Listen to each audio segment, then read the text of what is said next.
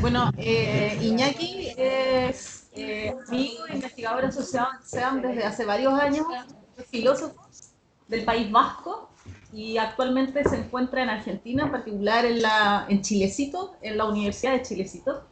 Y siempre participa en alguno de los cursos del programa de honor y en este caso, en el de conservación biocultural, ya ha venido participando en varias versiones del curso, en general con una clase sobre filosofía ambiental, pero esta vez le quisimos dar un giro y la clase va a ser sobre justicia ambiental. Así que, Iñaki, no sé si quieres complementar tu presentación.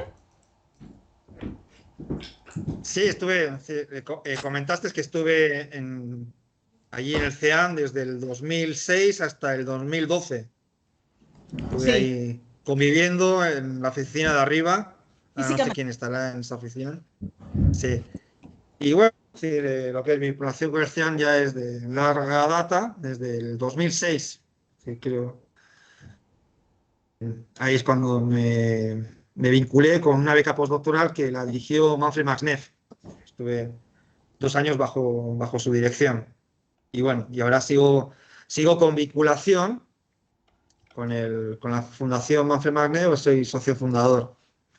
Bien, mira, un poco la idea de abordar el tema de la justicia ambiental es porque yo personalmente, si bien soy filósofo, pero me dedico a cuestiones de filosofía práctica. Entonces, en vez de abordar lo que es de manera deductiva, que es, al menos, algunas corrientes de las filosofías ambiental, preferí abordarlo de una manera inductiva, es decir, a partir de problemas, y entonces la justicia ambiental se ajusta muy bien a todo el tema de los conflictos ambientales y de ahí reflexionar filosóficamente lo que es dichas problemáticas. Por eso el concepto de justicia ambiental.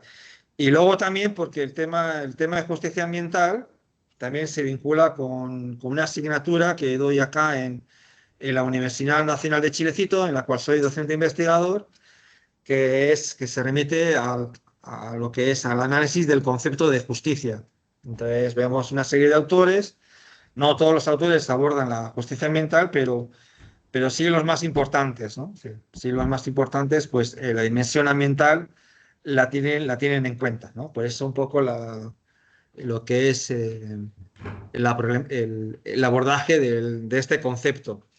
Bien, vamos adelante. A ver si puedo pasar la... Bien.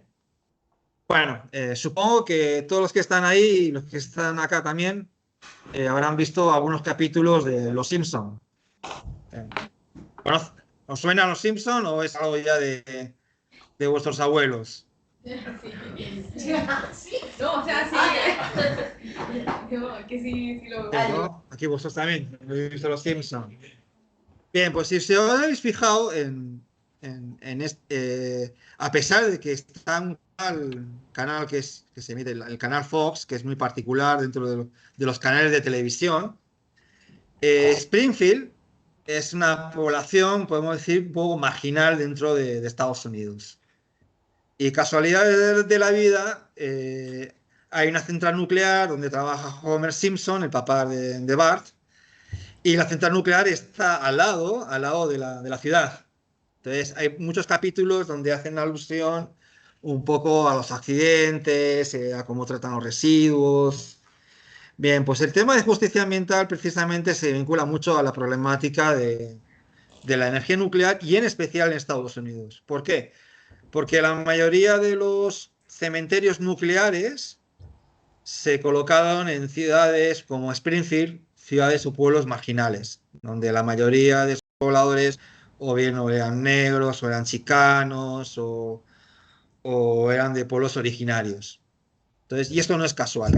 Entonces, el concepto de justicia ambiental tiene que ver con cierto activismo. O sea, en Estados Unidos no tiene que ver con los movimientos ecologistas, sino con activismos que se vinculan con problemáticas muy concretas y que también aparece otro concepto que es el del racismo ambiental, ¿no? Es decir, que los basureros de residuos peligrosos, residuos nucleares, centrales nucleares, todo aquello que tenga un riesgo con la salud, se colocan en lugares donde las personas que viven ahí o son baja o súper baja, ¿no? Entonces, por eso me ha hecho me hace mucha gracia ver a veces capítulos de Los Simpson, porque con ciertas ironías, con cierto humor, pues también reflejan problemáticas que son muy presentes en la sociedad norteamericana. En este caso, porque el concepto de justicia ambiental surge de movimientos sociales de los años 80, años 90 principalmente. Y esto, el viviría al lado de una central nuclear, hace alusión también a un humorista de los años 70, que también es como uno de los principales críticos realmente, sobre todo del modelo norteamericano, que es Rob Cobb. No sé si os suena a alguno de ustedes, Rob Cobb, que hace un humor realmente muy actual, a pesar que son viñetas de los años 70, eh, tienen una vigencia actual impresionante. Es decir, ya estamos hablando de un humor de hace 50 años, ¿no? Como en la cuestión ambiental, en los principales conflictos que en estos momentos está sufriendo la humanidad, el humorista lo clavó hace 50 años. Si no, yo lo tengo digitalizado también, si a alguien le interesa, os lo puedo enviar en formato digital. Bien, esto es el origen de uno de los orígenes de, de la justicia ambiental. Me estoy remitiendo al caso de Love Canal en Buffalo, donde en un lugar se enterraron residuos químicos peligrosos y decidieron, bueno, pues no sé, a alguien le ocurrió la genial idea de colocar una población, y una población pues con colegio, con iglesia, con todo, justamente encima de esos residuos. Hubo un año que hubo unas lluvias muy intensas, y esos residuos empezaron a aflorar, con lo cual empezaron a haber muchos problemas de salud, ¿no? Entonces, fue contaminación y sobre todo enfermedades vinculadas a la contaminación del lugar. Y entonces, fueron movimientos sociales los que se empezaron a quejar, y ahí realmente es un caso como que dio lugar lo que es al concepto de justicia ambiental, ¿no? Estamos hablando de años 70, años 80, es decir, también estamos hablando de hace 50 años. Y este concepto de justicia ambiental no está vinculado a los movimientos ecologistas o movimientos ambientalistas de los años 60. Los años 60 del siglo pasado fueron muy interesantes porque en Estados Unidos hubo unos movimientos contra la guerra de Vietnam, los movimientos feministas, movimientos vinculados a lo que es la discapacidad, sí, movimientos civiles, ¿no? Entonces, fue muy interesante. Bien, cuando hablamos de justicia ambiental son casos aislados o estudios de caso que no tienen vinculación con estos movimientos ambientalistas. Sí, realmente podemos hablarlos de cuestiones, conflictos sociales, pero que en este caso tienen una vinculación con el medio ambiente, ¿no? En este caso con la contaminación.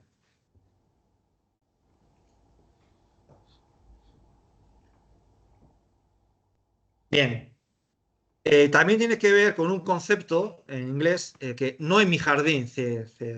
Bien, a mí no importa dónde retiren la basura, pero que no sea lo que es mi jardín o al lado de mi casa. Y es un poco también algo que ha caracterizado a estos movimientos. Por eso, igual, lo que es la diferencia entre los movimientos ambientalistas y los movimientos de justicia ambiental, que los movimientos de justicia ambiental se focalizan en un caso, pero no van a la raíz por ejemplo, de la problemática. Sino, oye, yo quiero que el vertedero que ustedes han colocado al lado de mi barrio o al lado cerca de mi población esté más lejos, ¿no? Y si está más lejos, bien, no pasa nada. Y es un poco lo que caracteriza a la sociedad, ¿no? O sea, a todos nos gusta vestir a la moda, nos gusta comprar vestidos, ropa muy económica, muy barata, y nunca tenemos en cuenta lo que son lo que se denomina en economía las externalidades negativas. Sí. Si yo consumo mucha ropa, quiere decir que esa ropa, pues en un momento determinado, pues o la voy a donar, o la voy a botar, o la voy a tirar, ¿no? Y hay un caso paradigmático, por ejemplo, que es en San Pedro de Atacama, en el desierto de San Pedro de Atacama, que hay un vertedero de ropa que viene principalmente del primer mundo y realmente, bueno, pues como está ahí alejado, está alejado de las rutas turísticas de Atacama, porque Atacama es, bueno, los chilenos lo sabéis perfectamente, pues es el segundo lugar turístico de Chile. Es decir, están las Torres del Paine y el desierto de San Pedro de Atacama. Es un lugar muy turístico. Pero el desierto de Atacama es muy grande. Es muy grande. Y ahí, en estas zonas que son zonas donde no pasa el turismo, realmente hay un vertedero de ropa realmente bastante grande. Hay unas fotos, no sé si se aprecia el cursor, es una performance que hicieron unas modelos precisamente lo que es denunciando, primero vistiéndose con ropa que encontraron en el vertedero y un poco denunciando lo que es un poco la moda, ¿no? La moda, ir a la moda implica también qué es lo que vamos a hacer con esa ropa, una ropa que ya ha pasado de moda. La tiramos, la donamos, la reciclamos, ¿qué hacemos, no? Eso también tiene que ver y eso ya tiene que ver ya con ciertas filosofías ambientales, como por ejemplo puede ser la ecología profunda, la deep ecology, en el que también que si no atacamos las raíces de los problemas, pues a veces este problema, que si lo sacamos fuera de nuestro jardín de nuestro lugar, pues en realidad no es una solución, porque el vertedero va a seguir estando ahí. Y lo mismo sucede con todos los productos electrónicos.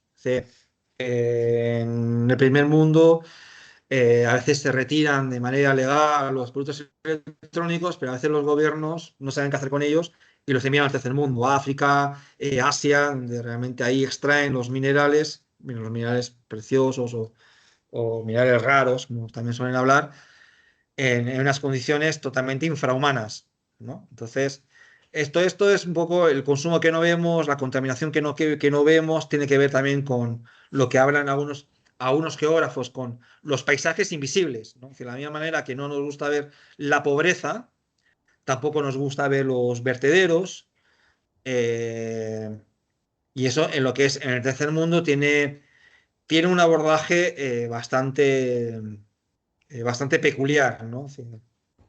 Y en el primer mundo también sucede en zonas pobres donde las legislaciones son más laxas o lo que he dicho, o se mira para otro lado, ¿no? Porque los conflictos ambientales, o sobre todo que están vinculados con la justicia ambiental, los vamos a encontrar tanto en el primer mundo como en el tercer mundo. Entonces no es algo que sea de tercer mundo, sino que va a estar, es decir, o dicho en otras palabras, ¿no? También hay un tercer mundo en el primer mundo.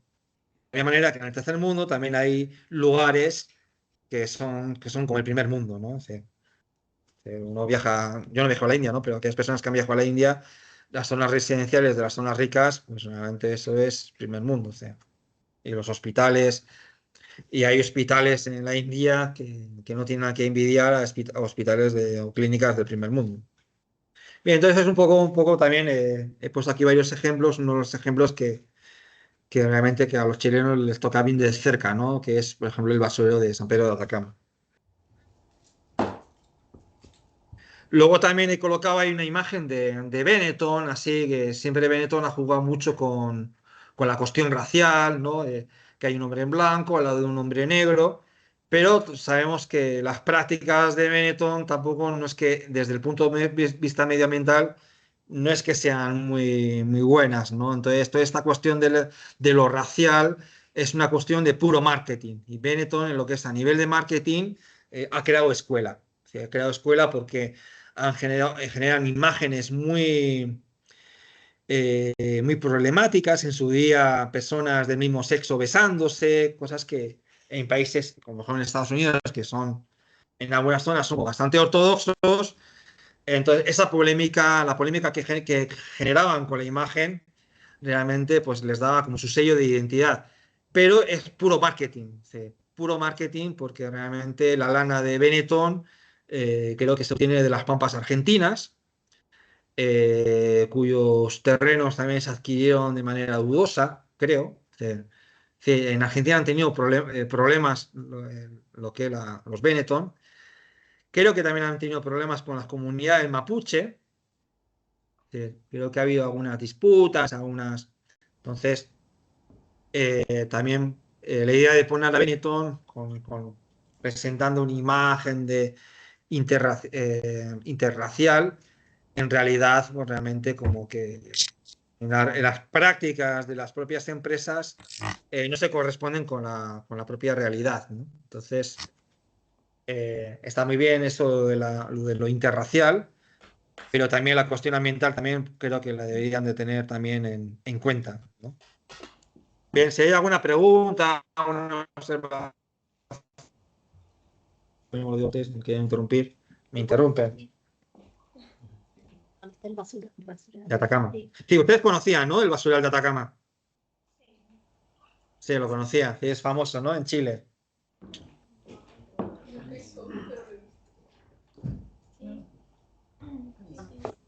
Sí, sí. En Argentina también tenemos también nuestros basurales, yo creo que. Y si vamos al primer mundo, también vamos a observar que en las zonas más deprimidas también encontramos lo que es basurales. Igual no tan descarados como igual en estos lugares, pero sí. Y abajo también hay una imagen también interracial, tenemos de niños de todos los colores, todos con su celular, pero eso también es una imagen utópica e idílica. Es decir, no, en Estados Unidos hay gente que sí, que puede que tenga celular, pero que no tiene datos, ¿no? Y en otros lugares también pues, nos podemos encontrar personas con un iPhone y sin datos, ¿no? Pero tienen un iPhone, ¿no? En Estados Unidos los iPhones son muy baratos. ¿Sí? Acá es un signo de estatus tener un iPhone. Sí. ¿No? Es como también vestir de Zara, aquí es como, guau, Zara, ¿no? Y en España Zara es lo más barato. Es ropa barata y de mala calidad. ¿Por qué? Porque está pensado para eso, para que consumas ropa por temporada. Y sí, los pantalones no te duran más de 2 temporadas, así que sí o sí vas a tener que cambiar. Pero es muy barata, muy económica. Ahora, no tenemos en cuenta las externalidades negativas. Es caro, porque pagas la importación y pagas el nombre de Zara, pero si os fijáis, la calidad de las telas no es que sea buena.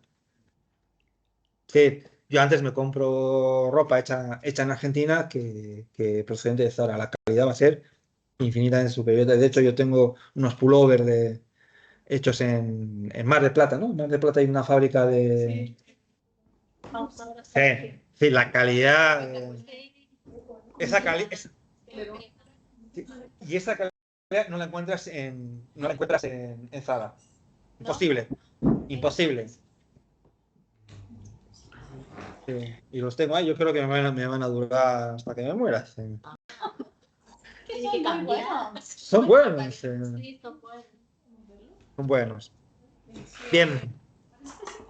¿Comentario por ahí o estáis ahí? Con la oncecita, como dicen los chilenos, oncecita. Bien. Entonces, una de las diferencias, al menos, no sé si habéis leído los 3 textos, pero en uno de los textos hace una diferenciación con respecto entre el ecologismo y la justicia ambiental, o en este caso yo he puesto el concepto de racismo ambiental. Y entonces son diferentes formas de abordar lo ambiental. En el caso del racismo ambiental, evidentemente, claro, si el conflicto les toca vivir. Entonces, bien, no es una cuestión ambiental, sino es una cuestión prácticamente de supervivencia. ¿Por qué? Porque los hijos se enferman,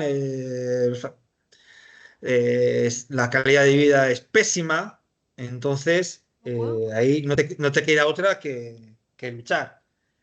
Y los movimientos ambientalistas, sobre todo que se han materializado en grandes ONGs, como puede ser WWF, Greenpeace, estos se dedican a cuestiones, bueno, vamos a salvar el oso blanco, vamos a salvar a las ballenas, que está muy bien, pero realmente No tienen nada que ver. El ecologismo, estoy hablando del caso norteamericano. El ecologismo en Estados Unidos generalmente lo lideraban hombres blancos, académicos, muchos de ellos que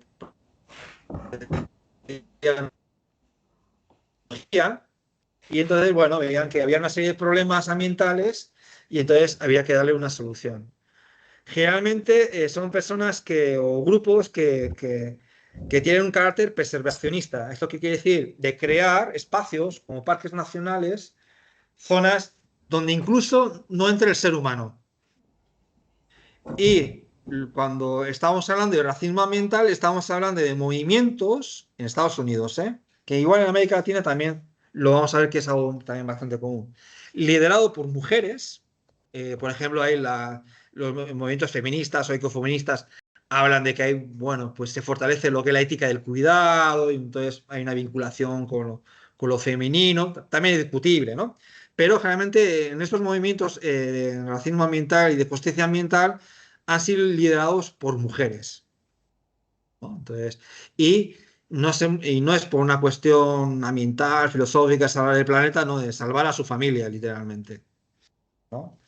Y entonces, y ahí se dieron cuenta de que estos conflictos ambientales están vinculados con la raza. ¿Por qué? Porque el vertedero ha sido colocado en barrios donde viven, por ejemplo, personas de color y no se ha colocado casualmente al lado de un barrio donde vive gente de plata, ¿no? Por ejemplo, nosotros lo veremos, el caso acá de la curtiembre se colocó en Onogasta, ¿por qué? Pues porque si se hubiera colocado en Chilecito, pues hubiera generado mucho más problemas que colocarlo en un lugar donde pues, la necesidad apremia, ¿no? Por ejemplo. Y entonces, con el argumento de que va a generar puestos de trabajo, entonces, pues bueno, pues es mejor colocarlo en un lugar pobre para enriquecerlo y bueno, pero volvemos a decir lo mismo, las externalidades negativas no se tienen en cuenta y al fin y al cabo lo que sucede con los conflictos ambientales de este tipo que están vinculados a la contaminación y a residuos tóxicos es que las enfermedades empiezan a aparecer lo que es a los 20 años, a los 30, en la segunda generación, en la tercera. De repente hay lugares donde, por ejemplo, en el País Vasco hay un montón hay un porcentaje altísimo de cáncer de colon y no saben por qué hay tanto cáncer de colon en la zona, por ejemplo, de donde yo soy originario. Evidentemente, el País Vasco ha sido en principios del siglo XX fue una zona de España muy industrializada y los efectos de la contaminación, pues bueno, ahora los está sufriendo la segunda, tercera generación. Y establecer la causalidad podemos decir, de esa epidemia de cáncer, pues es casi imposible. Casi imposible. ¿Por qué? Porque ya la mayoría de esas fábricas ya han cerrado. Y encima ya no puedes demandar a una empresa que ya ha desaparecido. Que lo mismo pasa en Onogasta. ¿A quién demandan en Onogasta? Sí, la empresa Yoma dejó en su día, los brasileños se fueron. Sí, pero todavía no pagan la indemnización. Sí, pero. La compró No, brasileño, no sé qué. y todavía sigue en pie, digamos, el proceso porque no terminan de pagar toda la. Sí, pero es un proceso lento. Procesos lentos y la gente se está muriendo o se va a morir. Y nunca vas a poder establecer las relaciones causales. Igual otra vinculación que tiene este tema es la explotación textil. No te están oyendo. A ver, porque yo tengo que repetir. O vienes aquí y lo dices. Entonces, ¿qué estás diciendo? Espera, aquí hay un estudiante que está haciendo un comentario No, de eso.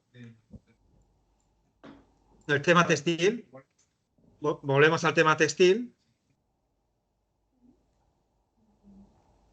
Claro, y además también cuando pues, dice el estudiante que volvamos a la anterior, que aquí tampoco se están teniendo en cuenta lo que es toda la explotación de las fábricas textiles, porque hay muchas marcas, no sé si el caso es el caso de Benetton, pero hay muchas marcas de ropa o zapatillas que se hacen en Bangladesh o en países donde no hay unas regulaciones, no hay ni regulaciones ambientales ni tampoco de laborales, la mano de obra es mucho más barata y en muchos casos también incluso hay explotación infantil, ¿no? Y lo mismo también con los celulares o con la industria electrónica. O sea, hay toda una dimensión de... Hay otras dimensiones. Bien, todas esas dimensiones también hay que tenerlas en cuenta, ¿no? Porque cuando hablamos de justicia ambiental, en realidad estamos hablando de lo que estamos buscando es la dignidad humana, que si bien es un concepto filosófico o también jurídico, que está presente en muchas constituciones, el tema de la dignidad humana tiene cierta ambigüedad, pero a grandes rasgos, sin meternos en cuestiones tan filosóficas, lo que se busca es la dignidad humana. Y dentro de la dignidad humana está vivir en una casa digna, en un lugar digno, sin contaminación y trabajos sin explotación, que no sean, no sean trabajos que impliquen explotación, abuso, bajos sueldos, malas condiciones, ¿no? Hay un documental, no sé si será de libre circulación, China Blue se titula. Y es un documentalista que con la excusa de que quería hacer un documental sobre un líder de una empresa textil en China, en vez bueno, filmó al dirigente, pero a su vez filmó a los trabajadores, que en Chile está absolutamente prohibido filmar a los trabajadores y sobre todo en las condiciones en las que vivían. Y bueno, sí, sí, personas que trabajaban 7 días a la semana, creo que tenían como una semana de vacaciones al año y bueno, sí, unas condiciones realmente de trabajo sí, muy duras, ¿no? Todo eso también tiene que ver también con el tema de justicia ambiental, ¿no? Porque está atentando a lo que es lo que es a la dignidad humana, ¿no? Y luego también podíamos incluso aumentar, ¿no? La esfera de lo que implica la justicia ambiental, ¿no? Pero eso lo veremos un poquito más adelante con el tema de las cosmovisiones. Bien, buen punto. Bien, entonces tenemos aquí lo que es como movimientos ambientalistas que están vinculados a ONGs que en el contexto de América Latina están siendo muy cuestionadas. Yo me acuerdo en su día cuando estuve viviendo en Valdivia que hubo conflicto creo que era con el Parque El Alerce, puede ser ahí en la costa valdiviana. No sé, Andrea, corrígeme. Que hay Sí, una comunidad mapuche, había una comunidad mapuche que estaba viviendo y que explotaba el alerce. Y entonces los de la ONG dijeron que no, que eso no estaba bien, que tenía una concepción más preservacionista y entonces ahí chocaron justamente con el pueblo mapuche, que bueno, siempre habían trabajado el alerce y porque no entendían por qué no podían trabajar con el alerce, ¿no? De hecho, trabajaban con el alerce quemado por el hombre blanco, ¿no? Obviamente, no por ellos.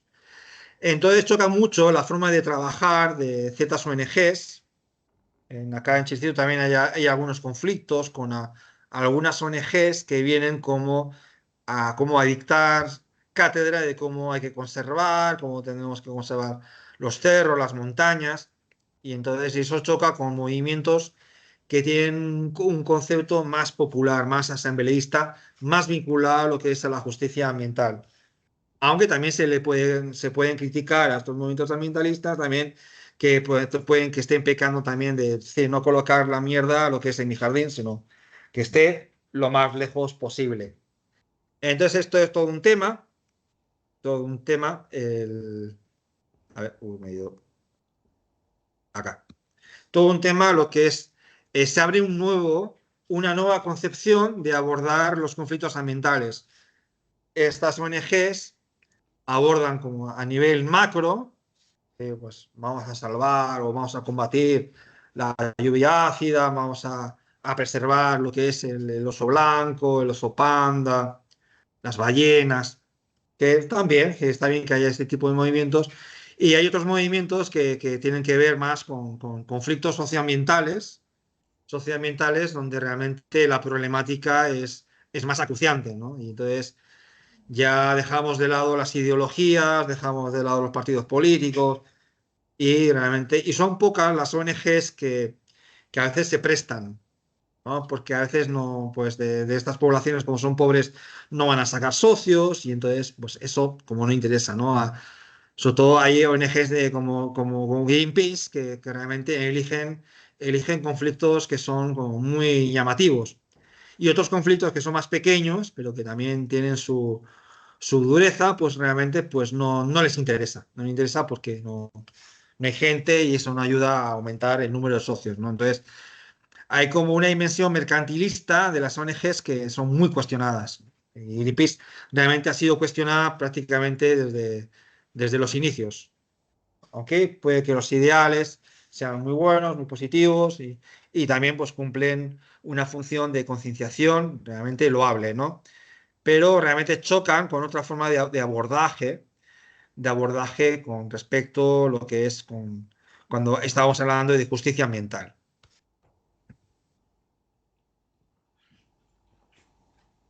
Bien, esta es una página, no sé si la conocen, donde hay registrado, es un mapeo de los conflictos ambientales a nivel global, ¿no? Y vemos que, bueno, así que las zonas donde hay pocos conflictos es porque hay pocos asentamientos humanos, ¿no? La zona la zona subsahariana, evidentemente hay poco conflicto porque hay poca gente que vive ahí, que no. Entonces, la mayoría de los conflictos están en lugares donde hay población y ahí donde hay mucha población hay muchos conflictos. Por eso en la Antártica apenas hay conflictos, ¿no? Sí. Bien, esto es una página muy interesante, no está completa, obviamente, sí, hay muchos más, sí, muchos más, y uno también lo puede, en esta página hay filtros, entonces uno puede meter filtros, bueno, yo solo me interesan los conflictos de Sudamérica, o me interesan solo los conflictos que están vinculados con la minería, ¿no? Es una página muy interesante y entonces aquí podemos ver que la cuestión de justicia ambiental, si bien surge con unas características muy determinadas, hoy en día vemos que todos estos conflictos socioambientales están presentes prácticamente en todo el mundo. Sí, primer mundo, tercer mundo, cuarto mundo, sí, en todo. En todos los mundos posibles hay conflictos socioambientales, ¿no? Entonces, es una página muy interesante. Es una página española, creo que no sé si es de la Universidad de Barcelona, creo que hay una universidad que está ahí, y bueno, entonces uno puede, si le queréis dedicar unos tiempos a visitar esta página, pues bueno, puede ser bien interesante. Bien, y aquí hay como uno de los conceptos que últimamente se han puesto muy de moda y que se deriva precisamente de la justicia ambiental, son las zonas de sacrificio. En Chile tenéis varios zonas de sacrificio que me supongo que las conocéis todas. Y también en estas zonas de sacrificios, generalmente, pues aparecen las mismas características que hemos encontrado también en lo que es en los primeros conflictos socioambientales, también vinculados a la justicia ambiental, también al racismo ambiental, que lo vemos en Estados Unidos. Es decir, estos conflictos, como por ejemplo como el de Puchuncaví Quintero, creo que es uno de los más famosos, está en Valparaíso, no se da en una zona donde vive gente de bien, gente de plata, se da en zonas donde realmente pues gente más humilde, ¿no? Entonces, pues todo este tipo de conflictos, pues también vemos que está vinculado lo que es a la clase social que le toca convivir con estos conflictos, con estos conflictos. Y pues hablamos de zonas de sacrificio, ¿no? El concepto de zona de sacrificio es un concepto que también surge en Estados Unidos vinculado a la justicia ambiental, donde es el Estado o la política que decide que hay lugares que hay que sacrificar por un bien común, ¿no? Entonces, Estados Unidos, por ejemplo, ha apostado muy fuerte lo que es al desarrollo de la energía nuclear, sobre todo también sobre todo con fines nucleares, ¿no? Estados Unidos es el país que más armamento nuclear tiene del mundo, pero en este momento creo, ¿no? Y además, el segundo país está muy lejos, ¿no? Sí, entonces, es la gran potencia. Y eso implica también una gran producción de residuos nucleares. Y colocar los residuos nucleares siempre ha sido conflictivo. Entonces, qué casualidad que en Estados Unidos los residuos nucleares estén en lugares donde pues, las clases sociales son medias o media bajas, ¿no? Zonas donde viven los pueblos originarios, cerca de las reservas. ¿Sí? En toda América hay reservas, entonces, pues, un lugar para colocar un cementerio nuclear, pues cerca de una reserva, cerca donde viven personas emigrantes. Y entonces, por eso se habla de zonas de sacrificio. Son zonas que se sacrifican por, por un bien común, ¿no? Entonces, y eso también luego habría que analizar que justamente el concepto de bien común surge en un país donde precisamente lo que se fomenta no es el bien común, sino que es el individualismo. Entonces hay una especie como de pequeña contradicción, es decir, vamos a sacrificar una cosa por el bien común, pero lo vamos a sacrificar en zonas donde realmente haya pocas probabilidades de que nos puedan demandar. ¿Por qué? Porque demandar implica contratar a un abogado, implica unos costos, si lo queremos llevar a una corte, la Corte Suprema implica también más costos, si lo queremos llevar a la Corte Internacional necesitamos abogados que estén en el extranjero y eso hay que pagarlo. Entonces, los pobres lo tienen muy complicado a la hora de enfrentarse a un conflicto socioambiental. Y sin embargo, los ricos no. Sí, los ricos enseguida te colocan un abogado, es probable que incluso entre los habitantes de una zona rica haya abogados, haya jueces, haya fiscales, y la cosa cambia. La cosa cambia, ¿no? Porque un abogado rápidamente puede hacer un, ¿cómo se dice? Un amparo rápido. ¿Los amparos son rápidos? Tranquilamente puede hacer, ¿eh? Un habeas corpus, un amparo. Hay unas figuras en las que, bueno, sí, pues personas con cierto nivel adquisitivo lo pueden hacer fácil. En teoría lo pueden hacer, lo puede hacer cualquier persona, pero es que cualquier persona no sabe de estos recursos jurídicos. Todos sabemos que el acceso a la justicia es muy desigual. Por eso hablamos de asimetrías y desigualdades sociales, ¿no? Entonces, en los lugares donde se decide que va a ser una zona de sacrificio, o dicho en otras palabras, se decide que se va a colocar un cementerio nuclear o un lugar donde se van a enterrar residuos tóxicos peligrosos, pues también se ven ese tipo de cosas. Hay gente rica, gente pobre, ¿qué población hay ahí? Entonces, en realidad se hace un estudio y se ve que es una población que no va a generar pocos problemas porque el acceso a la justicia ahí no existe, pues entonces pues se eligen esos lugares, ¿no? Entonces también hablamos de geopolítica, geo, eh, geoética, ¿no? Vamos creando una serie de conceptos que están allá. Y en el caso argentino, el caso de Argentina, hay un caso bastante paradigmático que es DocSat. No sé si ustedes conocen el caso de DocSat, que como ven en el mapa, está cerquita de Avellaneda, Puente Pueyrredón, La Boca, ¿os suena? Pues yendo hacia la zona industrial, hay un pueblito Doxa que está al lado lo que es de un polo industrial petroquímico. Ahí espero que está la Shell y no sé qué más empresas están ahí. Pues bueno. Y entonces es una zona muy contaminada. ¿Sí? Entonces hay unos estudios de una antropóloga y un sociólogo que escribieron un libro bastante interesante, Inflamable, no sé si está en la biblioteca del Austral.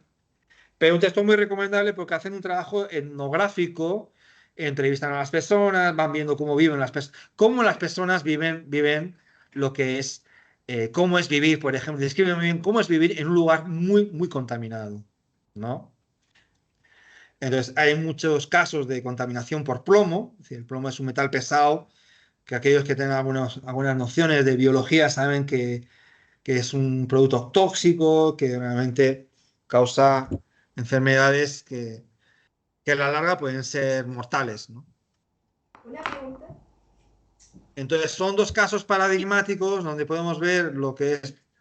¿Sí? Iñaki, ¿tienen Sí, una dime. pregunta o comentario? Sí. ¿Cómo se llama el libro? Inflamables. Inflamables. Sí. Gracias. un texto muy bueno porque es un trabajo etnográfico. De hecho, hay unos conceptos muy interesantes porque proponen es decir, lo que es un poco en la metodología, dicen que hacen una especie como de epistemología cubista, ¿no? La problemática no hay que verla desde una perspectiva, sino que hay que verla de diferentes miradas, ¿no? Como hace el cubismo, ¿no? El cubismo lo que es con el abatimiento de planos intenta ofrecer los otros planos que no se ven.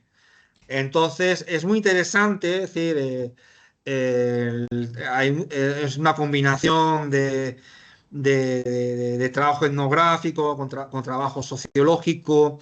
Tienen también mucha influencia de Pierre Bourdieu, lo que es a la hora de realizar el estudio. Entonces, porque también en las zonas de sacrificio también se puede percibir cierta violencia simbólica, cómo los pobladores aceptan la contaminación.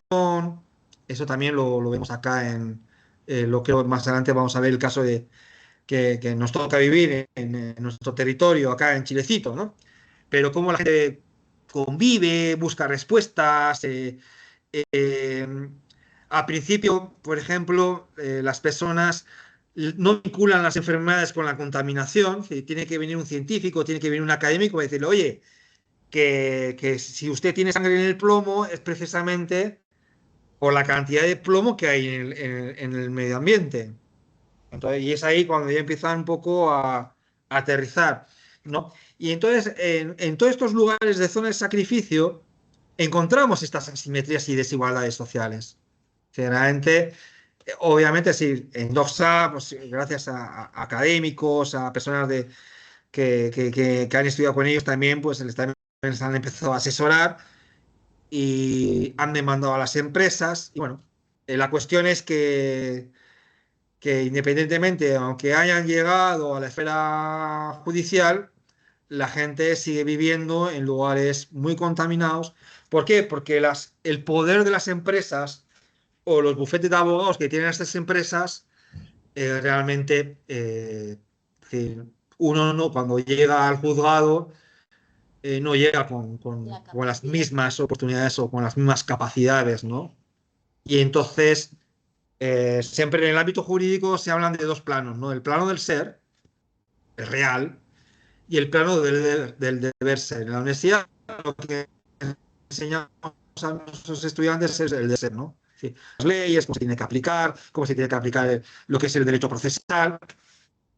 Pero la realidad, en estos casos, sobre todo en zonas de sacrificio, realmente es otra cosa, es otro mundo, es otro mundo. Entonces, las leyes del juego son diferentes. Sí. Sí, de hecho, como en la zona de sacrificio Quintero Puchoncaví fue un caso que llegó al 2019, creo, a la Corte Suprema y se dictó como un recurso de protección y hubieron medidas como como reparación un poco del daño ambiental, pero a día de hoy como que no ha cambiado la situación respecto a los pobladores, como que sigue igual, siendo que se dictó una sentencia desde la Corte Suprema. Ha sido complejo. Claro, y el gran problema de estos conflictos socioambientales es la remediación. Realmente se puede remediar, se puede reparar. ¿Qué sucede si se te muere un familiar de cáncer y ese cáncer está vinculado a la contaminación? Podemos reparar una vida, es un problema. Ese, por ejemplo, cuando hay personas que mueren, hay un problema incluso que ya está en Aristóteles, un filósofo de hace 24 siglos, dice, hay cosas que no se pueden reparar. Por ejemplo, la pérdida de una vida humana. Irreparable. Que vamos a contratar una compañía de seguros para decir, bueno, ¿cuánto valía la vida de esta persona? No, no, no. Y hay cosas en la naturaleza que pasa exactamente lo mismo. El río de la Plata se llama ¿cómo se llama el río? Riachuelo, ¿no? Riachuelo. El riachuelo. El riachuelo sigue contaminado. Hay partes que las han como reparado, entre comillas. Pero es que la contaminación es tan brutal que es casi como imposible. Y que si las fábricas tendrían que trabajar sin contaminar, no les es rentable y se van a... Es lo que pasó, por ejemplo, en los años 80 en la India, donde se empezó a implementar lo que es las leyes ambientales. ¿Y qué, qué pasó en la India? Pues todas las curtiembres de la India se fueron a Bangladesh. De hecho, hoy en día, el curtido, el proceso de curtido, que es uno de los procesos más contaminantes, se hace en Bangladesh, sí, en lo que es en la India tiene un montón de cueros, a pesar que la vaca es sagrada, pero parece ser que el cuero no. Y el cuero se traslada a Bangladesh y ahí que no hay ningún tipo de... No sé si habrá legislación, pero realmente las Leyes son distintas. sí, las leyes son distintas, pero también la fiscalización parece que es más laxa, sí, parece que vale todo. Y el cuero procedente de la India realmente está curtido en Bangladesh. Y el proceso más contaminante está en Bangladesh. Entonces, y hoy sabemos que, bueno, sí, que bien, lo que hicieron justamente los indios es eso, no quiero el problema lo que es en mi jardín, llevemos este problema al jardín de los de Bangladesh, ¿no? Y entonces por eso lo que es también el concepto de justicia ambiental tiene una concepción más global, porque tarde o temprano de nada sirve que la contaminación yo la lleve a otro lugar. Sí, la contaminación no entiende de fronteras, ¿no? Sí, lo mismo que con la lluvia ácida. Sí, un país puede producir mucha lluvia ácida, puede que no caiga en su país, pero puede que esté cayendo en otro lado. Y tarde o temprano va a afectar al país, ¿no? Lo vemos con mucha claridad con el cambio climático, lo estamos viendo con mucha claridad con la contaminación por plásticos. No hay organismo vivo en estos momentos que no tenga polímeros en el cuerpo. O sea, hay estudios que dicen que nos tragamos una tarjeta de crédito al año, o sea, literal. O sea, los microplásticos, la cantidad de microplásticos que comemos. Ya prácticamente todos los organismos vivos tienen microplásticos en su propio interior, en su propio ecosistema. Y eso no sabemos a largo plazo qué es lo que va a pasar. También aquí estamos vulnerando principios morales como el principio preventivo, el principio de precaución, que está presente en algunas legislaciones, por ejemplo, en la Ley General de Ambiente de Argentina está presente ambos principios. Pero con la producción de plásticos los vulneramos automáticamente, ¿no? Entonces también el tema de la reparación es todo un tema, porque a veces la contaminación es tan brutal que es muy difícil la remediación, ¿no? La arreglación lo vamos a dejar como estaba antes. Sí. En algunos casos era posible, pero en los casos donde, por ejemplo, se considera o estábamos hablando de zonas de sacrificio, es muy difícil. No sé si es imposible, pero al menos es muy difícil. Bien, ahora vamos a ver el caso que nos toca a nosotros. Nonogasta es un pueblo, como ven, desde Google Earth, pequeñito, 10.000 habitantes. Tuvo una fábrica que llegó a albergar hasta 1.500 fabricantes y vemos que lo que está, por ejemplo, acá en color lila, esos son pilotones de oxidación, es decir, que ahí se echaban todos los residuos líquidos de la curtiembre y estaban a cielo abierto, sin ningún tipo de membrana y sujeta a los vientos para esparcer, para regalar a los pueblos de al lado lo que es la contaminación. La zona verde es un bosque que querían hacer, un pulmón verde, para intentar remediar la contaminación, pero es que realmente fueron bastante torpes porque plantaron árboles totalmente exóticos que encima estaban regados con agua contaminada y lo que pasaba es que a los 3 o 4 meses morían esos árboles, volvían a plantar otro tipo de especie, han plantado pinos insignis, han plantado eucaliptos, árboles traídos de la China, etcétera, ¿no? Y ahora hay estudios en el que justamente el bosque nativo es como el más idóneo que es justamente lo que había antes. Sí, talar un bosque nativo que es ilegal, sí, vulneraron algunas leyes del derecho ambiental acá argentino y de ley de bosques, para plantar especies exóticas que morían a los meses. porque los regaban con agua contaminada. Cuando podían haber, por ejemplo, si hubieran plantado o se hubiera mantenido el bosque nativo, pues el bosque nativo es más resiliente, tiene mucha más resistencia, ¿no? Y de hecho, ahora, en estos momentos hay unas investigaciones que están buscando la remediación precisamente con especies nativas, ¿no? Que tienen una alta capacidad para absorber metales pesados, ¿no?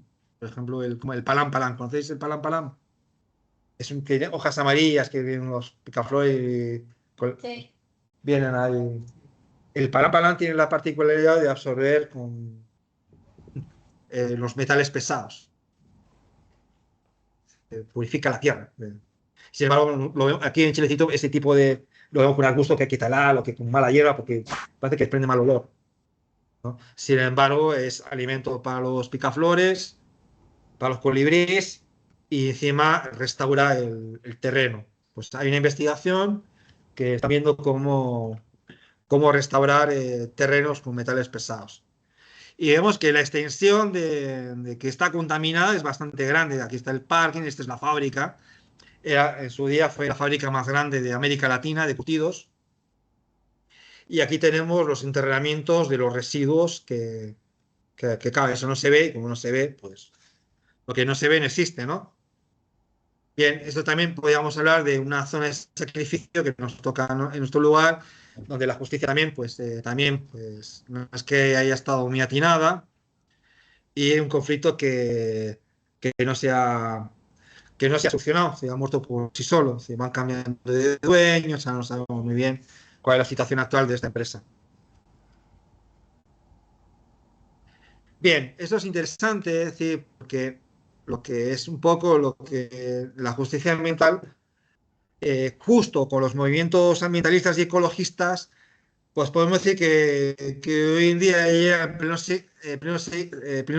siglo XXI, están implementando lo que es un nuevo paradigma, el paradigma ambiental, ¿no? Donde, por ejemplo, ya pues casi todos los países reconocen todo el problema del cambio climático por causa antrópica. Ya vemos que la contaminación es un problema a nivel global, por los límites planetarios, por ejemplo, ¿no? Y en este sentido, aquí yo sí le quiero dar una dimensión filosófica al concepto de paradigma ambiental. Ya sabemos que el concepto de paradigma viene de un historiador de la ciencia, Thomas Kuhn, que realmente es como una nueva forma de ver la realidad, porque realmente en todo paradigma hay un cambio que implica nuevos conceptos, una nueva dimensión ontológica, nuevas formas de construir el conocimiento, es decir, una dimensión epistemológica determinada, nuevas éticas. En este caso estamos viendo que las éticas se están expandiendo, eso creo que lo visteis con Pablo. Pablo Villarroel, cuando si os presentó el texto de Aldo Leopold, ¿no? Una ética de la tierra. Estéticas, sí, estéticas donde se empiezan a percibir, a trabajar paisajes invisibles, performance que denuncian lo que es como las chicas, las modelos que hicieron una performance ahí en el vertedero de San Pedro de Atacama. Entonces, hay toda una nueva forma de abordaje de lo ambiental que empieza a calar hondo lo que es con la redacción de nuevas leyes de derecho ambiental. Se empiezan a hablar de la naturaleza como sujetos de derechos, y ahí estamos en nuevas ontologías relacionales, ontologías que cuestionan la dualidad que caracteriza a Occidente, nuevos sujetos de derecho.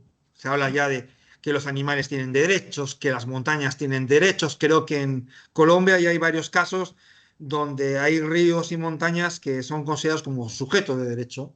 Y eso es bien interesante porque se están rompiendo los límites antropomórficos de lo que es de la dimensión ontológica, epistemológica, legales, etcétera, etcétera, ¿no? Entonces, por eso hablamos de un nuevo paradigma ambiental. No sé si quiere decir algo, paradigma ambiental. Bueno, justamente nosotros la semana pasada estuvimos hablando sobre este paradigma ambiental a raíz de un texto de Ricardo Lorenzetti en Argentina.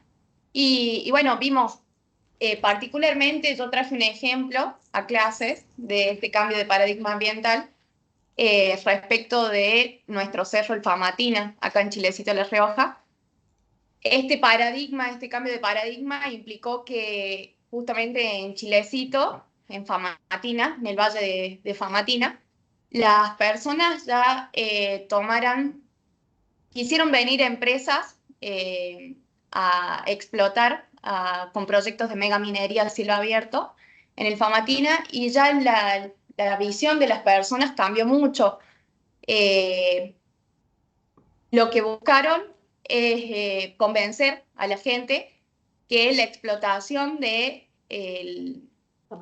Famatina iba a implicar fuentes nuevas de trabajo, crecimiento Económico para el pueblo. tal cual. Y bueno, justamente la gente en este caso, viéndolo como, viendo el agua y la contaminación como algo que no querían permitir, les dijo no a las empresas de megaminería y prefirieron, antes que el desarrollo económico, preservar la salud de su población, preservar el agua, que es algo muy importante para lo que es la plantación en nuestra zona de nogales, de olivos, de vid. La mayoría de la gente vive del cultivo de la Tal cual.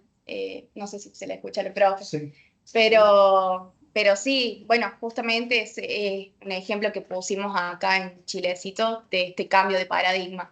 Que nosotros en realidad hace muchos años tuvimos la construcción del cable carril más largo de Latinoamérica, en donde sí se realizaba con ese cable carril la explotación y el traslado de oro y de minerales a Europa.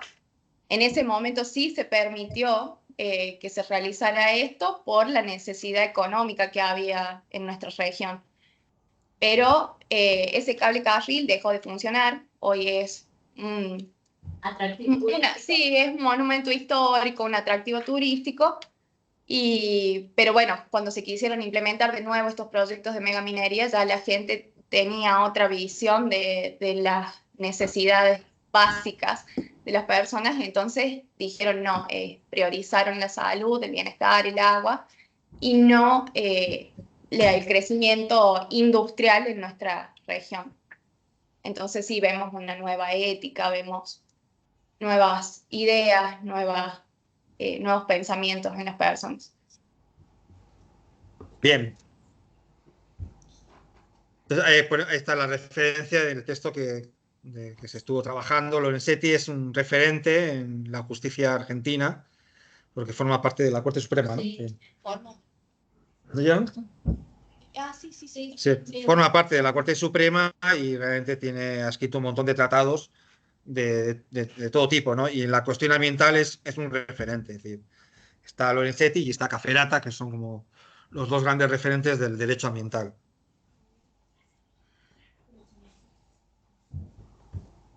Bien, estos son textos fundacionales, creo que algunos ya conocen, Una ética de la tierra de Aldo Leopold, texto muy interesante, Primavera silenciosa de Rachel Carson.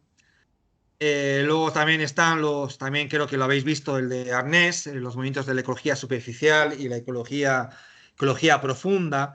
De la ecología profunda destacar que también como corriente filosófica, una de las cosas que más ha trabajado es la de reflexionar sobre el valor intrínseco de la naturaleza. Entonces, es un concepto muy interesante que tiene mucha bibliografía, mucha discusión, y entonces es un concepto a partir del cual, pues, por ejemplo, pues, los pueblos originarios se apoyan en ese concepto para decir que, bueno, que realmente las montañas tienen un valor intrínseco y por eso las tenemos que proteger. Obviamente, una montaña no se va a presentar en el juzgado para hacer una denuncia, ¿no?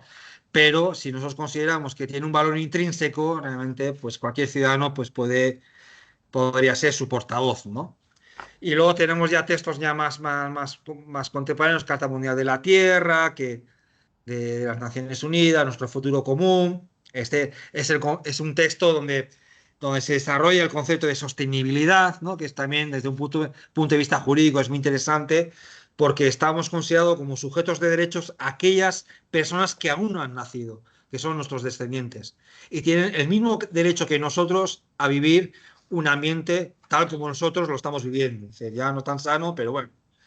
O sea, Pero entonces lo que se cuestiona acá que nosotros no tenemos ningún derecho para dejar a nuestros descendientes un peor escenario, que es la situación actual. Es decir, en estos momentos estamos dejando a nuestros hijos, a nuestros nietos, nietas, hijas, a nuestros descendientes, les estamos dejando un futuro cada vez más oscuro, ¿no? Entonces, eso también desde el punto de vista de la justicia no es tan justo. Y luego tenemos el texto de la Carta de la Tierra, también de la ONU, y ya un texto que también que ha tenido un gran impacto es el Laudato Si, porque es una carta un documento que en muy poco tiempo pues, fue leído, es decir, en un mes fue leído por millones de personas. Es decir, que probablemente sea el texto que aborda cuestiones ambientales con mayor impacto de la historia, o sea, sin duda alguna. O sea, uno puede estar en contra, puede estar a favor, pero el impacto que ha tenido es impresionante. Y también se plantean, está escrito también en términos de justicia ambiental, porque precisamente ataca sobre todo al capitalismo, al neoliberalismo como el principal causante de estas desigualdades y de estos conflictos, ¿no? Entonces, un texto muy interesante para leerlo con mucha profundidad y en el cual también, por ejemplo, el Leonardo Boff pues, tuvo un impacto considerable, ¿no? Porque se habla de ecología integral, que es un concepto, Leonardo Boff, que es para mí uno de los principales teóricos de la cuestión ambiental más interesantes de América Latina. ¿Ustedes conocen a Leonardo Boff? No. ¿Vos conoces a Leonardo Boff? Yo sí leí el... Laudato sí. Sí. Pues Leonardo Boff es la base, sí, la base. De hecho, el Papa se leyó todos sus libros antes de redactar Laudato Si. Hubo intercambio ahí pues, si quieres profundizar más, puedes leer a Leonardo Boff. Puede ser para la tercera unidad, puede ser. Bien, vamos adelantando el problema del antropoceno, porque también todo el tema de la justicia ambiental, y aquí ya porque ya para finalizar, me quiero ampliar también, porque a veces una de las críticas que se hace al tema de justicia ambiental que es demasiado antrópico, demasiado antropocéntrico, ¿no? Pero también hay que ver un poco que sí, en realidad esa puede ser una lectura, pero también lo que se empezó a ver también desde los movimientos de justicia ambiental es la dimensión de lo que es de ir rompiendo, pues como ya lo fue indicando Aldo Leopold, ¿no? Y hay una ética y un paradigma en la que lo antropocéntrico se está empezando como a pasar fuera de lugar, ¿no? Y también interesante también indicar también lo que es los límites planetarios, que si bien podríamos decir, bueno, es un poco ecología superficial, porque te dice más o menos cómo estamos, ¿no? En cuanto a límites ecosistémicos, pero realmente no va a la raíz del problema, ¿no? Entonces, tanto el cambio climático como la cuestión de los límites planetarios están vinculados a una forma, a un estilo de vida que al menos nos caracteriza a nosotros como seres humanos hablando en general. Un poquito más adelante, si queremos profundizar mucho más, aquí yo lo que hice fue, junto con otros investigadores y también inspirándome en Kate Roth, que es una profesora de Oxford, ella habla de la economía rosquilla, y entonces dice que además de los límites planetarios también hay límites sociales. Entonces, por eso a mí me gusta hablar de los conflictos socioambientales, ¿no? Una parte está la ambiental y la otra parte está la social.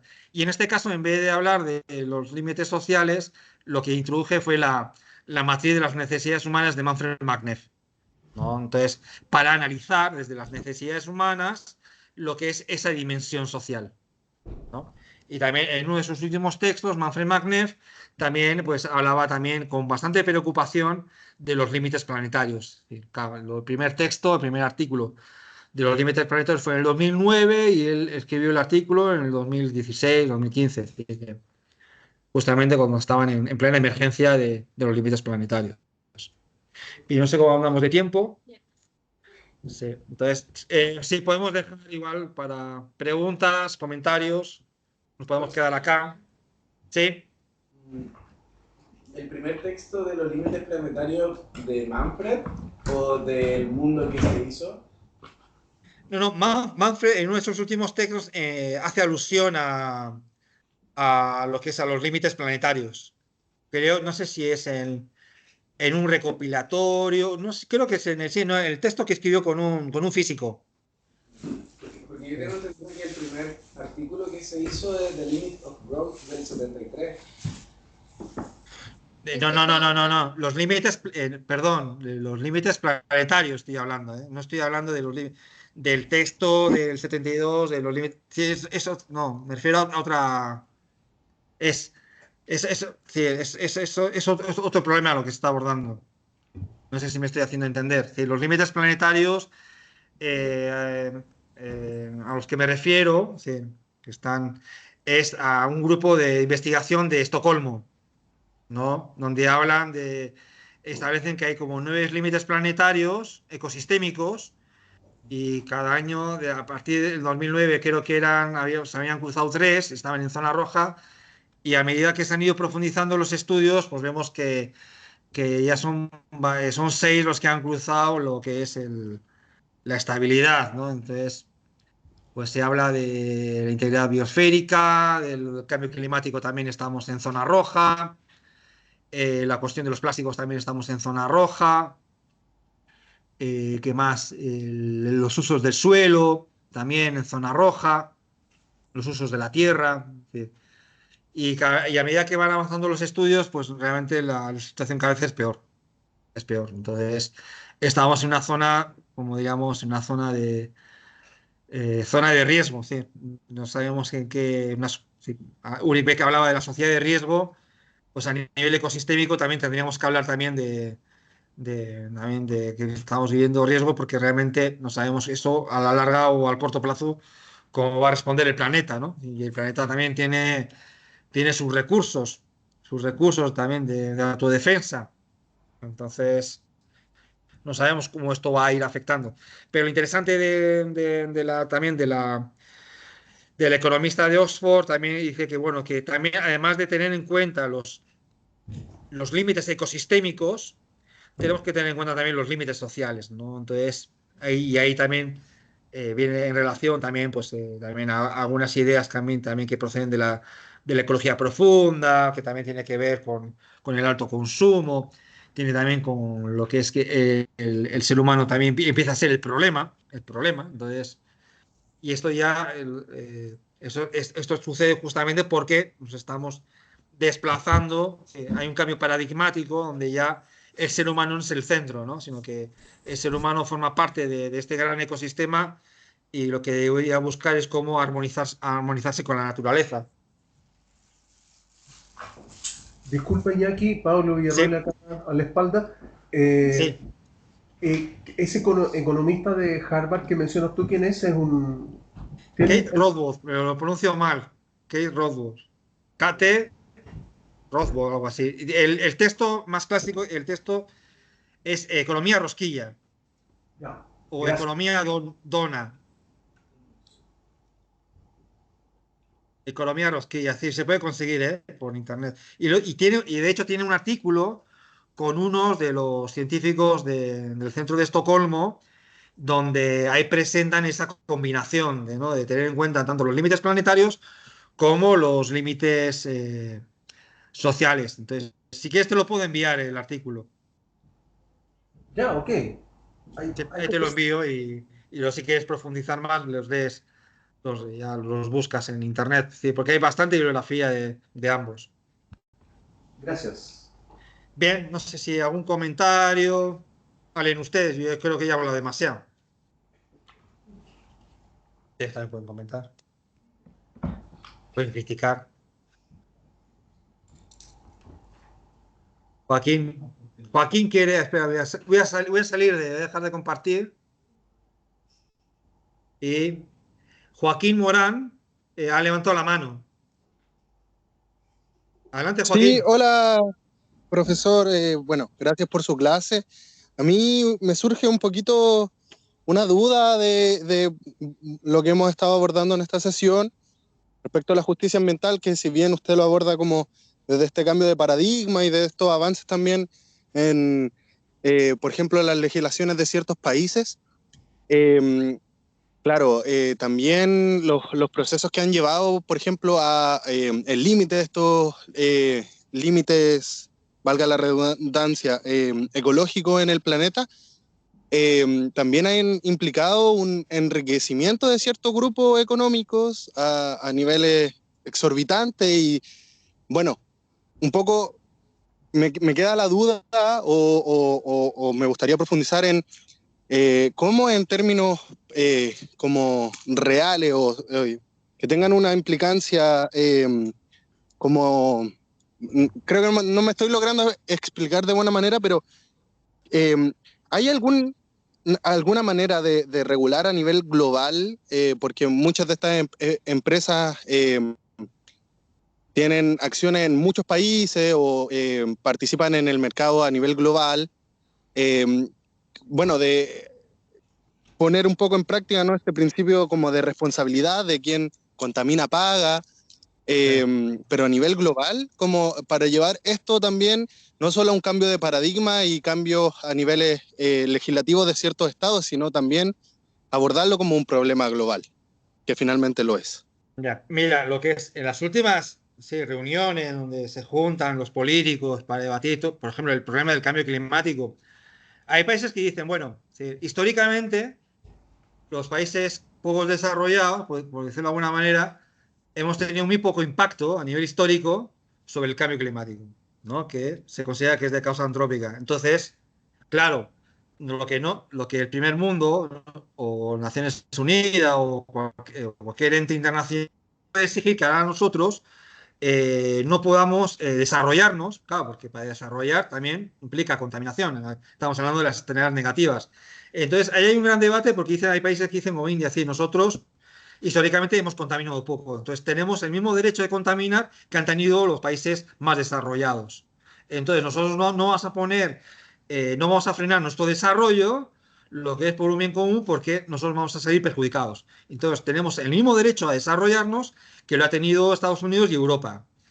Y eso es un argumento que lo ha utilizado, por ejemplo, algunos países como India y otros más. Entonces, realmente dice, bueno, si ustedes quieren que no contaminemos, ayúdennos a desarrollarnos de una manera no contaminante. Entonces, piden plata a los países que se han desarrollado. Y luego hay países como Estados Unidos que realmente, pues, vuelven a la suya, vuelven al pasado y dicen, bueno, nosotros no queremos tanto en lo que están diciendo los científicos, creemos que sus argumentos no son lo suficientemente sólidos para poder cuestionar el desarrollo de nuestros países. Y por lo tanto, dicen, bueno, nosotros seguimos desarrollándonos porque el desarrollo justamente nos va a permitir solucionar todos los problemas que vengan en el futuro.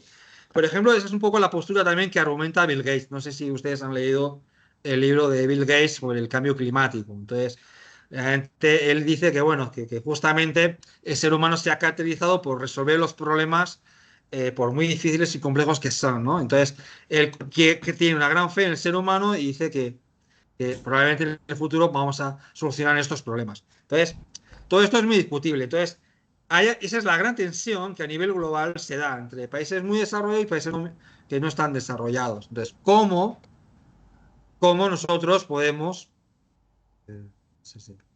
¿Cómo nosotros, a nivel global, eso cómo se puede armonizar? Entonces, en estos momentos hay países desarrollados que no quieren bajar el desarrollo y hay otros países que quieren desarrollarse, aunque sea a costa de incrementar la contaminación. Entonces, es un gran problema porque no sabemos cómo... Que yo no sé cómo se podría solucionar. Yo creo que hay posturas que hablan de crecimiento, pero claro, que la hablan desde el primer mundo. Entonces, de crecimiento del primer mundo, pues no es lo mismo que de crecimiento en países africanos. No lo sé. Entonces, por eso hablamos que el problema de la justicia ambiental es un problema que aborda grandes desequilibrios y grandes injusticias y desigualdades. Entonces, no todos los países tienen el mismo desarrollo, no todos los países tienen el mismo problema, no todos los países contaminan lo mismo y no todos los países están asumiendo las responsabilidades que corresponden. No sé si he contestado a tu pregunta. Perfecto. ¿Más dudas? Sí, muchas ¿Preguntas? No, gracias a vos, Joaquín. Yo tengo una pregunta. Sí, adelante. Bueno, primero igual agradezco la clase y los conceptos que igual se presentaron en los textos, que fueron bastante interesantes.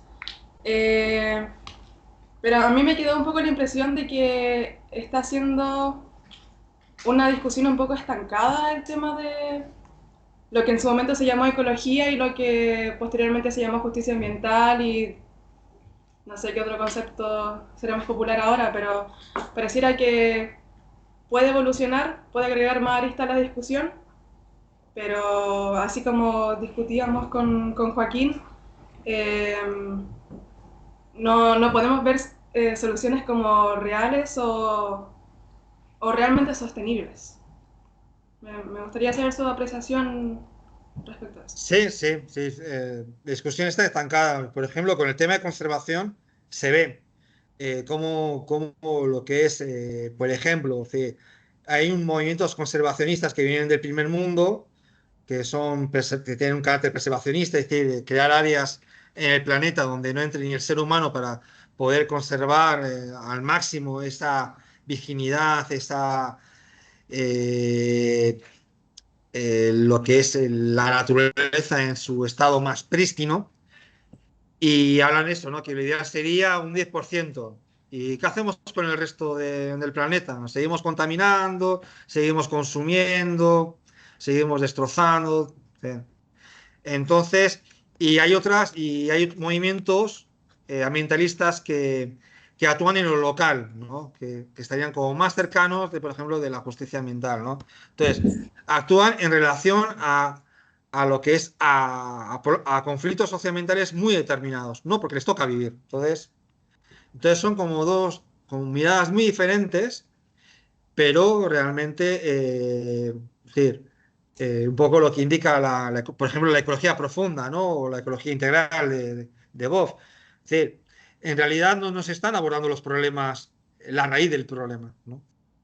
Entonces, mientras no abordemos, no vayamos a la raíz del problema, pues sí, yo creo que muchas de estas discusiones, pues eso, pues son discusiones filosóficas, discusiones que aparecen en artículos académicos, pero que realmente, en realidad, pues en estos momentos no están contribuyendo a la mejora de la salud del planeta. Eso es algo obvio, ¿no? Porque cada vez los informes científicos, eh, los diagnósticos cada vez son peores. Entonces, me supongo que habrá un momento de no retorno, no se sabe cuál es ese momento de no retorno, pero si es que llega, la cosa va a ser ya muy complicada.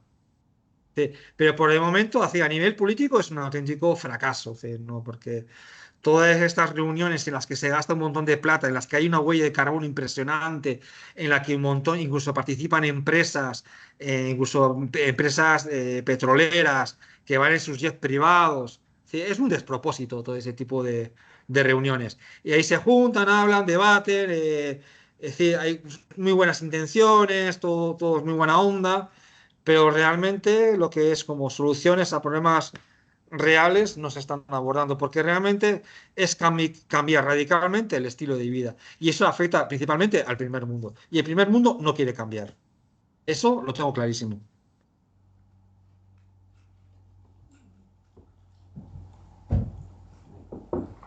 No sé si hay más dudas, más preguntas, si no ya lo dejaríamos aquí. Andrea, ¿qué opinas? ¿Comentario final, Andrea? Andrea, un comentario final. ¿Me escuchas? Estamos en la galería nosotros con Pablo. Bueno, no, solamente en realidad, Iñaki, agradecerte, y no me llama la atención que la discusión siga estanca, como dijo Suemi, desde que por lo menos nosotros nos conocemos y desde que hablamos de estos temas en el programa Honors. Siempre se ha planteado desde, por ejemplo, el caso del protocolo de Kioto, cuando empieza la discusión internacional en torno a disminuir las emisiones de gases de efecto invernadero como una de las principales medidas, y el impacto que tiene eso sobre las economías más pobres, o de los países más pobres, y desde ahí plantear soluciones alternativas para que los países que son más ricos detengan sus índices de crecimiento, ni siquiera es que los bajen, sino que no sigan creciendo. Y les comentaba en la clase anterior que justamente Alemania, por ejemplo, que tiene ahora creo que desde comienzos de este año, un nuevo gobierno que es socialdemócrata, me parece, y justamente negaron como alternativa la opción de ponerle límites al crecimiento, aun cuando sostienen todavía políticas públicas verdes. Entonces, en realidad da la impresión, y a mí me afecta en realidad el hecho de que todavía no seamos capaces de llevar a la práctica estos cambios de paradigma que tanto se hacen necesarios, pues, y que aparecen con estas nuevas propuestas que provienen de la filosofía ambiental, por ejemplo, y bueno, ahora en este caso presentándolo desde la perspectiva más jurídica, como la justicia ambiental, y que todavía no seamos capaces de adoptar medidas que sean concretas y que demuestren nuestra, digamos, humildad en cuanto a la forma en que nos podemos relacionar con la naturaleza, el reconocimiento que le damos a esta, no solamente como una fuente de recursos naturales, entre comillas, inagotables para el desarrollo económico de los países y de las personas. Entonces el concepto de justicia ambiental, que es muy bonito, parece lejano también, difícil de aplicar. Entonces el mensaje no deja de ser triste, es el final. Bien, bien. Pero bueno, hay éxitos, pequeños éxitos. Los que diste, por ejemplo, los de Colombia, del reconocimiento de los ríos o las montañas como sujetos de derecho, son súper interesantes y Sí. tienen ese origen que mencionaste, bueno, en Ecuador, que primero son propuestas latinoamericanas. Si Sí. bien creo que en Nueva Zelanda por primera vez es donde un pueblo originario hace una propuesta del reconocimiento de un río como sujeto de derecho, y desde ahí Latinoamérica aparece, pero todo en realidad relacionado a eventos de contaminación y, como tú dijiste, el rol de las mujeres como sobre todo en la defensa de sus familias, preocupadas por la salud familiar. Hay como un vínculo entre la salud, digamos, del ecosistema, pero también de la salud pública y de la salud de las personas, porque se manifiestan estos eventos con problemas relacionados a, como decías tú, a como cáncer, surgimiento de enfermedades de ese tipo. Y en estos casos, en Colombia, Ecuador, qué sé yo, aparece también las personas enfermándose más y las reclamaciones y luego incluso modificaciones en los cuerpos legales, ya sean en algunos casos constitucionales o en otros normativos solamente, entre comillas solamente, pero son como dos vías distintas para poder incorporar los derechos de la naturaleza como, digamos, la naturaleza como sujeto de derecho en realidad. Sí, así es. Bueno, pues entonces damos por finalizada. Un placer volver a estar ahí en el curso Honor. Y nada, nos estamos viendo. Esta clase está grabada, así que yo la voy a editar y luego Andrea, pues luego la quieren ver con más detenimiento. Sí. Hay estudiantes que se excusaron y pidieron justamente el favor de grabar la clase. Así que gracias, Iñaki, gracias por compartir con tus estudiantes también allá, aunque no los vimos mucho, pero estuvieron buenos sus comentarios.